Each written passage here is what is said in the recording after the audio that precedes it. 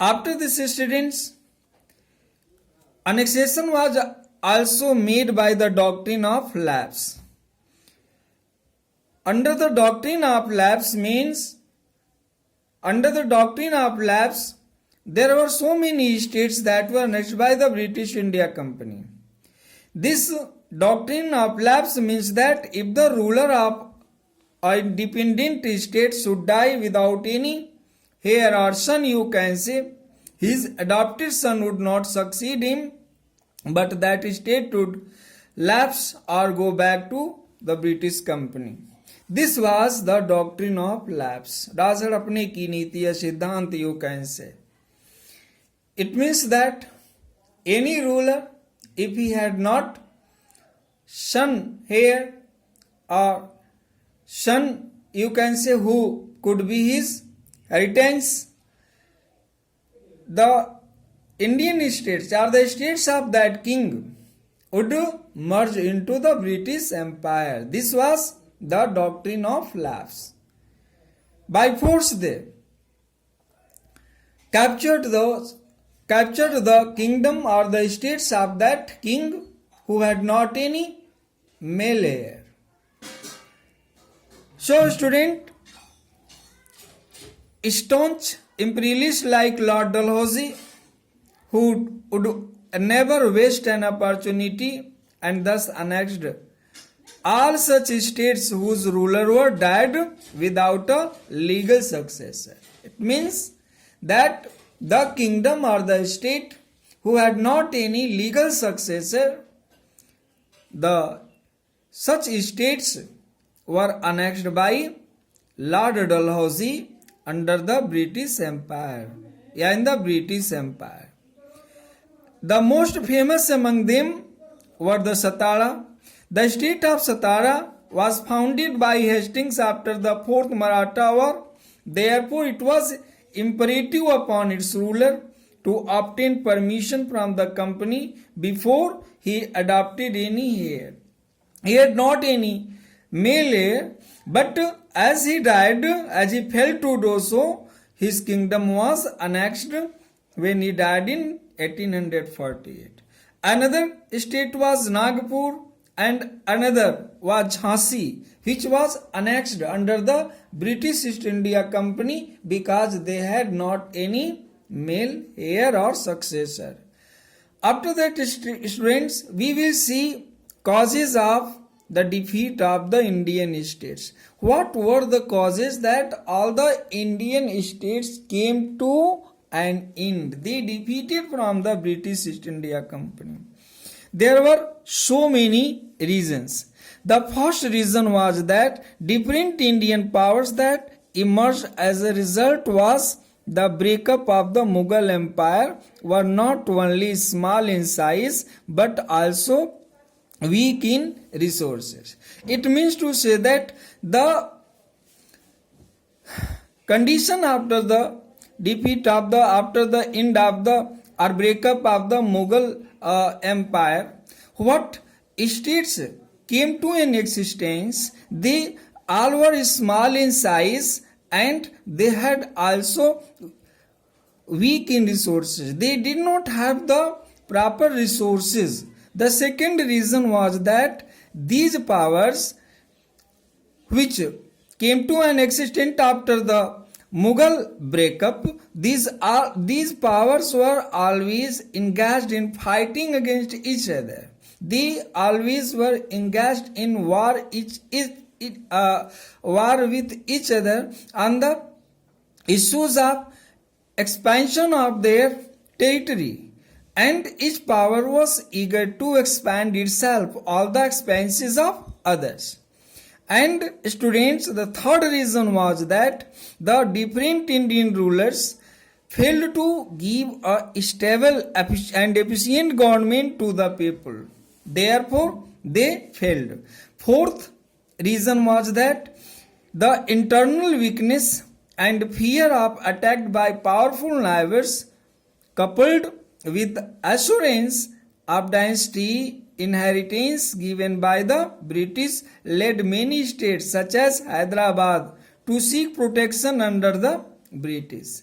All these states had to seek the protection under the British. They hoped that, they thought that only British could protect them from any out attack. Fifth reason was that the Industrial Revolution in England, which started in 17th century, added to the superiority of the British. This very Industrial Revolution showed the superiority of the British, and they could now muster big armies and equip them with the better arms. And students, in face of the rising strength of the Britain, because you can show that by this time British had become too much powerful, and as the growing power of the British in India, Indian powers fell and easy prey to the British imperialism. And the last reason was that mastery over sea the England enjoyed, because no naval power was too much strong as the British naval power. So the power of their mystery over the sea, England enjoyed it too much, and all of a sudden led them to overshadow all the powers of the Indian subcontinent. After that, students, they set up the administrative setup under the company. The company in East India Company, the East India Company set up the administrative rule, you can say, in India. Whatever administrative system they set up in India was under the company only.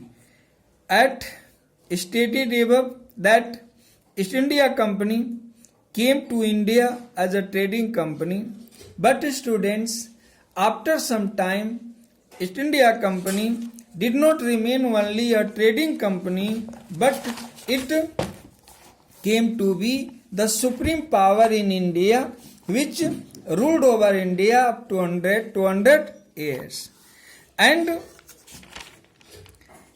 these were the presidencies of Bengal, Madras and Bombay, and to coordinate the whole work, the Regulating Act was passed in 1773, and students, which made the Governor of Bengal, Governor General, and the two governors of Madras and Bombay were put under his charge. Warren Hastings was the first Governor General of the British territories in India, who made reforms in almost all the sphere of administration. After the students, British rule in India stood on three pillars. The three pillars were on which the British rule in India was stood. The first pillar of the British East India Company in India was the civil service or the civil services, the army and the police. These were the three pillars of the British East India Company who ruled in India, on which they stood.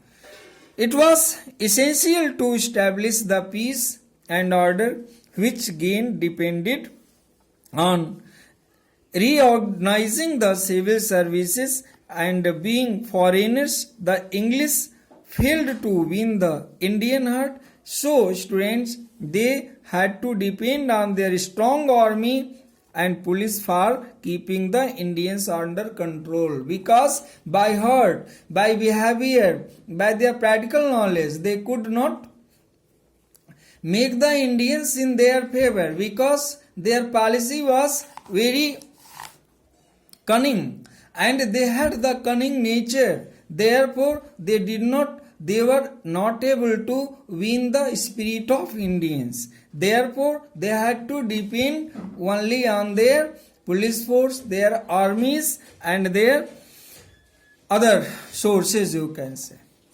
After that, students,